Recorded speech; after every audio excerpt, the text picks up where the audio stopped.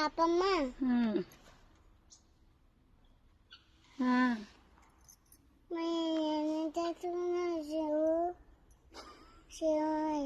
Shivayya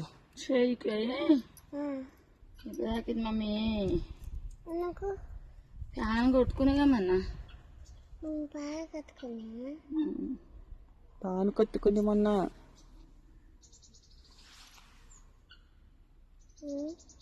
fan ఇంకో అమ్మనైతే ఉంగరం తీపించుకోమని comment చేసారు కదా, ఉంగరం అయితే తీపించినాం. మందులు అయితే ఏం రాయదు, ఒక ఆయింట్మెంట్ 2 టాబ్లెట్స్ మాత్రమే రాసిరు.